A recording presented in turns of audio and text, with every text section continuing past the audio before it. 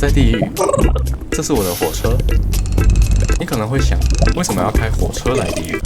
因为岩浆是整个游戏最重要的物资，而我终于找到了一个方法，让我有无限的岩浆。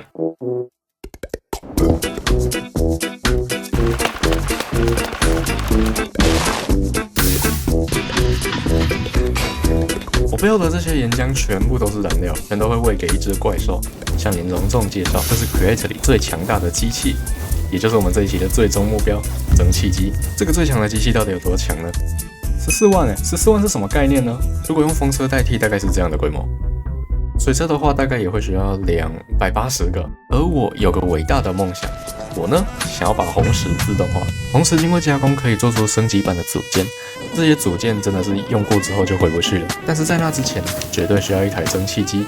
做这些总共花了15个小时。我自己看到录影也是觉得很夸张。至于为什么会这么久呢？事情是这样子的。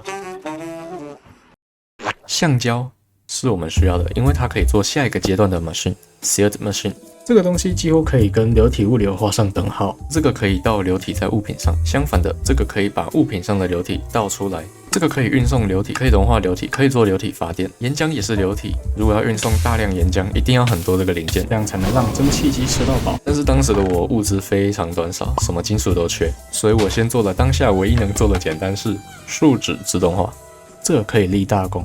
它可以把我们的4个那个抽取机的东西全部抽出来啊，然后再把它放到这个碗里面。好，我来解释一下吧。总共有3个一样的水车，所以是3个512，那就是1536，放上去吧。嘿，有它东西就跑进来了。之前介绍过，这个压了可以变成橡胶。橡胶可以做皮带跟这个 mechanism， 然后这个乌漆嘛黑的东西可以拿来做流体物流的机器，放这里，它就会压，就有东西跑出来，那它就会被输送出来。这里要规定橡胶才能进去，这样比较保险。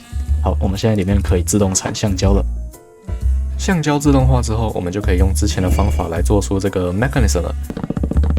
可是出现了个大问题，速度。种树啊、砍树啊，到洞穴挖这2个石头啊，这些过程都要花好几个小时。我又是那种很容易分心的人，所以这样做根本没有什么效率。所以我决定了，这2个步骤都必须达到绝对的自动化。因为我现在缺木头，又有这个重要的 mineral 树在家里，所以现在我们来做砍树机。我们会需要锯子，或者我喜欢叫它全自动连锁砍树神器 Pro Max。在这个时候，我拿出了 Create 里面非常酷的机器。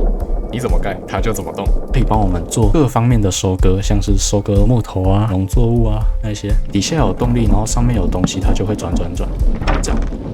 首先呢，这个会埋在最底下，我们会需要强力胶，这样我们才可以把锯子粘起来。粘。我们还需要粘一个交流接口，里面的东西都运送出来之后，它才会继续转圈圈砍树。那我们就放2个水车，它开始砍树了。然后这个碰到是会痛的等一下他们轻轻的时候，东西就会送过来。我们之后可以用手拿着树苗右键，它就可以种下去。好啦，那我们就把东西都运出来吧。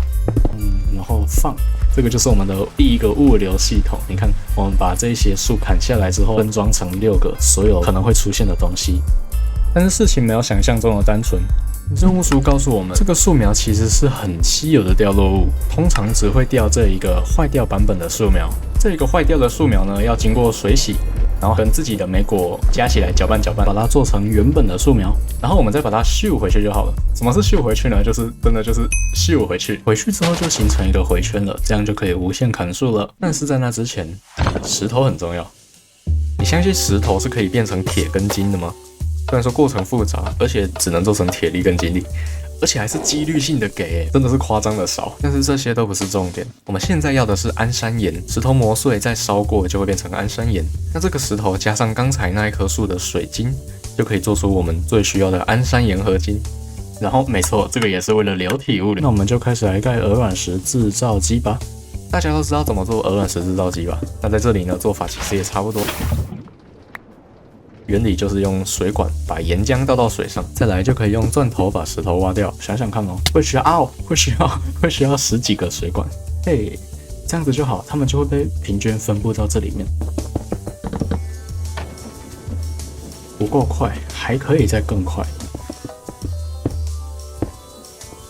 有啦，但是就算自动化了，当初的问题还是在慢啊！不只是慢，是超级慢。这个磨碎机真的是慢的离谱。可是如果我用很多台一起磨的话，你看又会过载。哎，其实我心里还有最后一个方法，是一个可以让生产效率大翻倍的机器，但是少了自动化，这条路会非常的难走。我最后还是决定了，我要越级打怪。这就是磨碎机的进化版，碾碎机，没有快转，一组石头真的只要5秒。代价是什么呢？我要先通过黄铜时代，因为这个东西才能做黄铜机器，然后把它拿去做机械合成器，3个而已。我们需要21个才能做碾碎机，所以需要7台黄铜机器啊，几乎需要一整组的这个。但是我可以跟你保证，这正是我们需要的，没有它就没有效率。在黄铜时代，我首次探索了降魂模组熔炼炉，好难念。据说什么金属都可以融化，应该都融得掉。我们需要把红石融化，然后加到一般的红石上，再把铁融化也加到上面，就可以做成这个应该是电晶体。幸好这个是唯一需要担心的东西。第一个步骤需要这个蓝纸片，非常简单。第二个是电晶体，就是刚才那个。第三个步骤需要罗赖吧，需要橡胶，我们也有了嘛。但是光是这个电晶体就让我耗了很久很久，因为我已经没有红石了，加上我的铁矿、铜矿啊那些也都快没了，所以我决定原位生存一波。结果我怎么样也没有想到，这好像蛮有趣的。哦，这么大一片哦！哎呦，我先来着。这里好多东西哦哇！还有钻石，这就是传说中的矿脉吗？这么夸张的哦？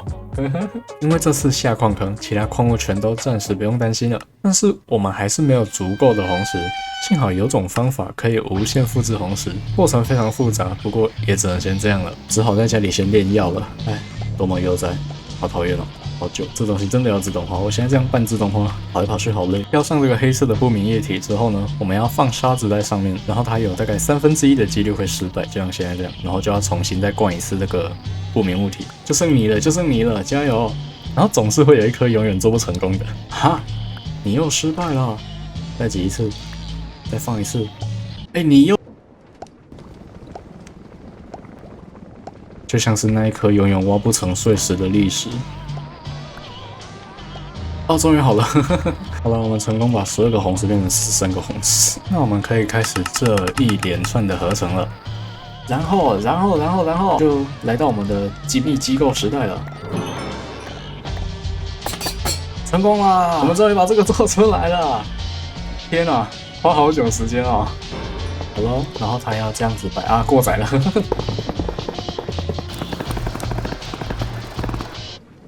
哎。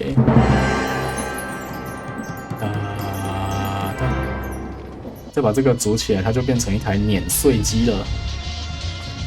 碾碎机，你看它转出来了。好，我们要再多做几个，然后呢，然后我们就可以直接把一堆石头丢下去。小心哦，人是会被吸进去死掉的，应该是不用几秒它就变成一整组。你看有没有超级快？革命性的新速度。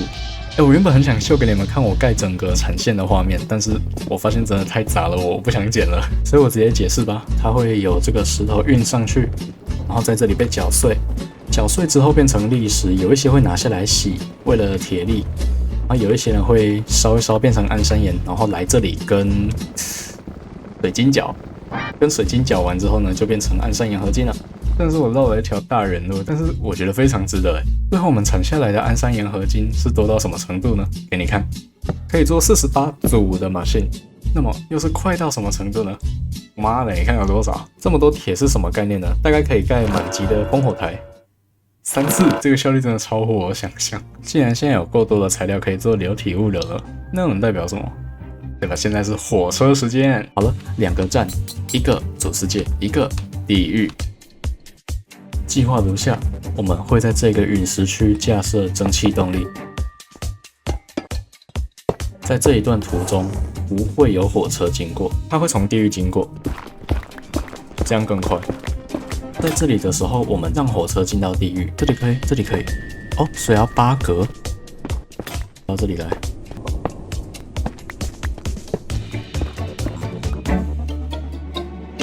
到这一个陨石区，途中它会先收集岩浆，它就会在陨石区那边把岩浆放下来，它会再进到另外一个地狱门，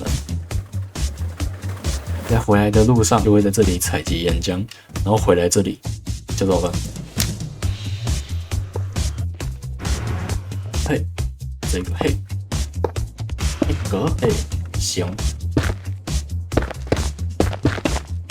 嘿，我们的第一台火车，然后坐在上面就可以开始操控了。哦耶，两个地狱门都确定位置了，那我们要开挖咯。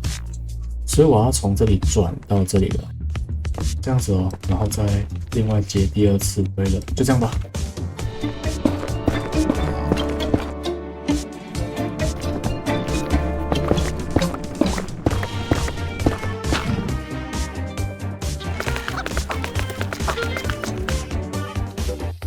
接下来我们可以把火车盖起来了。虽然没有很大一台，不过它可以载超多岩浆。就像我最前面讲的，不管是做东西还是当燃料真的都是必备的物资。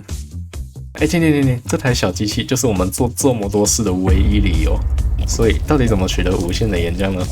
任务书上其实有明讲，水或者岩浆，只要范围够大，大到可以被这一台小机器视为是无限的流体，即可被无限抽取。所以我们只要确认这底下是岩浆海，然后把这条管子垂下去，就可以开始抽岩浆了。这里会用到流体交汇接口，火车上一个，这里一个。火车到站，他们就会清，流体就可以从最底下抽上来，抽到这里面。接下来，蒸汽机终于吃到它的第一口饭，我们也终于有够多的扭力可以盖红石工厂了。我们准备好了，你呢？